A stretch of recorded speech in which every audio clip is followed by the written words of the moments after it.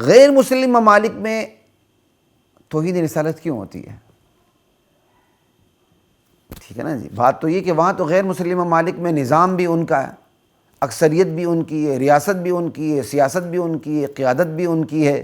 مسلمان ہیں تو وہ تو سر نیچا کر کے اپنی زندگی گزار رہے ہیں، صرف نماز روزہ رکھنے کی ان کو آزادی ہے۔ نظام تو شیطانی نظام ہے۔ سوال یہ کہ غیر مسلم ممالک میں پھر توحید رسالت کیوں ہوتی ہے؟ خاکے کیوں بنتے ہیں؟ نبی علیہ السلام کی ذات مطہرہ کو نشانے پہ کیوں رکھا جاتا ہے؟ جیسے سویڈن، ناروے آپ دیکھتے ہیں، سوال ہے نا۔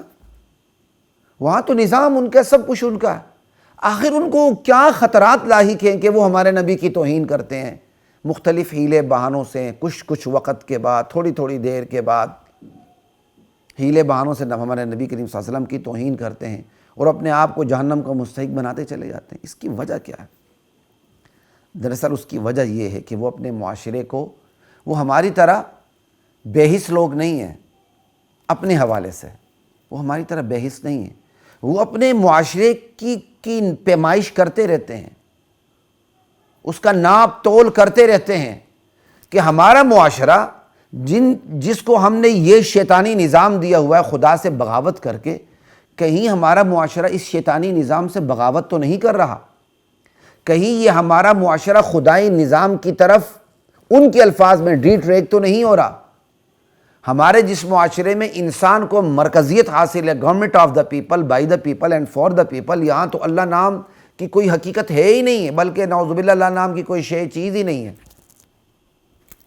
تو ہمارے اس معاشرے میں جتنے اس کو ہم نے فیسیلیٹیٹ کیا ہوا، اتنی ہم نے سہولتیں دی ہوئی ہیں، اور یہاں مسلمان بھی بستے ہیں اور مسلمانوں سے ہمارے معاشرے کے لوگ اثرات بھی قبول کرتے ہیں۔ یہ الگ بات ہے کہ ہمارے اثرات کمزور مسلمان بھی قبول کرتے ہیں، لیکن وہ لوگ اتنے حساس ہیں اپنے معاشرے کے حوالے سے، اپنے نظام زندگی کے حوالے سے کہ ہمارا نظام زندگی کہیں ہل تو نہیں رہا، تو وہ اپنے نظام زندگی کی پیمائش کرتے رہتے ہیں کہ کون اس سے بغاوت کر رہا ہے، کون اس سے خروج کر رہا ہے، کون اس سے نکل رہا ہے، اور نکلتے ہوئے جا کہاں رہا ہے۔ جب وہ اپنے معاشرے کی پیمائش کرتے ہیں تو وہ اس نتیجے پر پہنچتے ہیں کہ ہمارے معاشرے میں جو ہماری عبادت گاہیں ہیں نام نہاد، وہ تو مساجد میں تبدیل ہو رہی ہیں۔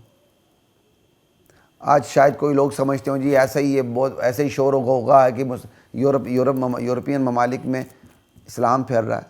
یقین نہیں آتا تو جا کر دیکھ لو، وہاں سارے چرچ آہستہ آہستہ رفتہ عبادت خانے غیر مسلموں کے مساجد میں تبدیل ہو رہی ہیں، نظر نہیں آ رہا۔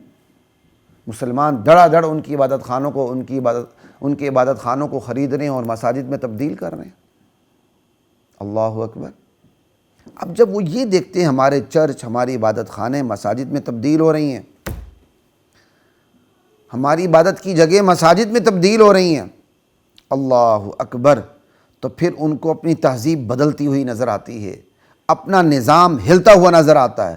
وہ دیکھتے ہیں کہ ہمارا معاشرہ اسلام کا مطالعہ کر رہا ہے، وہ اسلام کے نزدیک ہو رہا ہے۔ وہ دیکھتے ہیں، پیمائش کرتے ہیں کہ ہماری بہت بڑی تعداد مسلمانوں سے ہمدردیاں دکھا رہی ہے، رمضان کے روزوں میں بھی ہمدردیاں دکھاتی ہے مختلف سطحوں پر۔ وہ ایک الگ بات ہے، جیسے کہ کرسمس ڈے وغیرہ کے موقع پر جب وہ رعایات دیتے ہیں تو مسلمانوں کے تہواروں میں بھی وہ رعایت دے دیتے ہیں۔ ان کا اپنا ایک مضبوط سسٹم ہے، ان کو پتہ ہے کہ ریاست کی طرف سے جو رعایت دی جاتی ہے اس سے ریاست کو کوئی خطرہ لاحق نہیں ہوتا، بلکہ ریاست کے اثرات مسلمانوں کے اوپر مرتب ہوتے ہیں۔ وہ اپنے نظام سے متنفر ہو کے، ہمارے نظام پہ خوش ہو کے، ہمارے نظام کے اندر گھس کے ہمارے نظام کا ہی ایک اعلی کار بن جاتے ہیں۔ ہر چہ درکان نمک رفت نمک شد، کھوتا بھی نمک کے کان میں گھس جائے تو وہ بھی نمک میں تبدیل ہو جاتا ہے۔ تو ریاست جو انتظامات کرتی، وہ ریاست اپنے ان انتظامات سے خطرہ محسوس نہیں کرتی، لیکن جب وہ یہ دیکھتی ہے کہ پبلک کی سطح پر، عوامی سطح پر عبادت خانے مساجد میں تبدیل ہو رہے ہیں، مسلمان ہمارے جو لوگ ہیں، ہمارے مذہب کے جو لوگ ہیں وہ اسلام کا مطالعہ کر رہے ہیں، مسلمانوں کے نزدیک ہو رہے ہیں، ان کے اثرات کو قبول کر رہے ہیں، اسلام کے کلچر، تہذیب و تمدن کو قبول کر رہے ہیں، تو پھر انہیں اپنی بقا کی فکر لگ جاتی ہے۔ لا الہ الا اللہ۔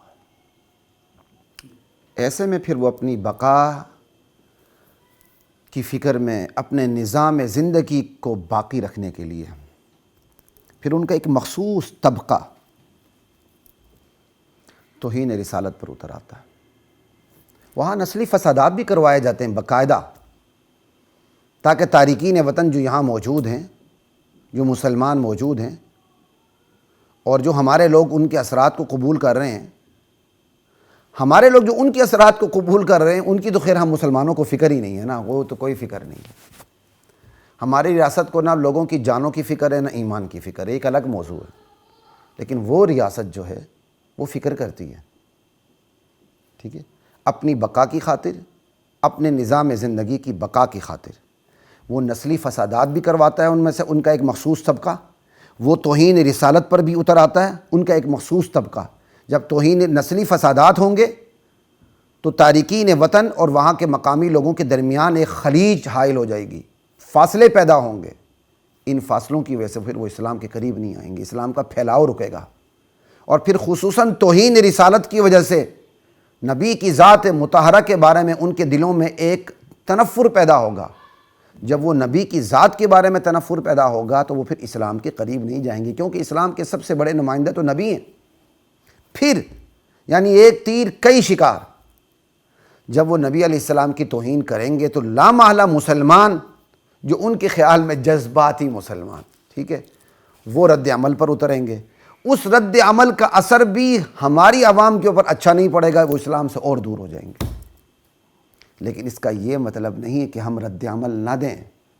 ہم اپنے فدائی بھائیوں کو سلام کرتے ہیں کہ ہم اس سطح پر نہیں پہنچ سکے جس سطح پر آپ پہنچ گئے۔ اللہ اکبر! آپ غازی علم الدین شہید کی تعریف نہیں کرتے، ٹھیک ہے؟ تو جن کمزور، جو ہم میں سے کمزور لوگ ہیں، مرعوب مسلمان ہیں، وہ یہ سمجھتے ہیں کہ توہین رسالت پر ہمارے رد عمل سے وہ اسلام سے دور ہوں گے، تو یہ سوچ ان کو مبارک۔ ہم تو یہ سمجھتے ہیں کہ توہین رسالت پر ہمارے رد عمل سے، ہمارے انتقام سے انتشار نہیں پھیلتا، بلکہ اقتراب پیدا ہوتا ہے، قربت پیدا ہوتی۔ کیوں؟ وجہ یہ ہے کہ جب ان کی طرف سے توہین رسالت کی وجہ سے ہمارا کوئی فدائی مسلمان فوری رد عمل دیتا ہے، مجموعی طور پر ان کی عوام یہ سوچنے پر مجبور ہو جاتی ہے کہ وہ کون سی ہستی ہے جس پر یہ مسلمان فدا کا امی و ابی یا رسول اللہ، اللہ کے رسول آپ پر، میرے ماں باپ آپ پر قربان ہو جائیں۔ تو وہ کون سی ہستی ہے جس پر یہ مسلمان اپنی جان تک لٹا دیتے ہیں؟ پھر وہ اس ہستی کے بارے میں مطالعہ شروع کر دیتے ہیں، اور نیک نیتی سے مطالعہ کریں اور راہ راست کی تلاش میں مطالعہ کریں، تو پھر وہ اسلام تک پہنچ کے رہتے ہیں۔ اسلام کو صرف جانتے نہیں بلکہ مان بھی لیتے ہیں۔ لا الہ الا اللہ، ٹھیک ہے جی؟ تو وہ ایک تیر سے کئی شکار کرنے کی کوشش کرتے ہیں کہ بھائی جب مسلمان رد عمل دیں گے، اس سے بھی ہمارے لوگوں اور مسلمانوں کے درمیان ایک دوری پیدا ہوگی۔ لیکن یہ ان کی بہت بڑی غلط فہمی ہے، انشاءاللہ ایسی بات نہیں ہے۔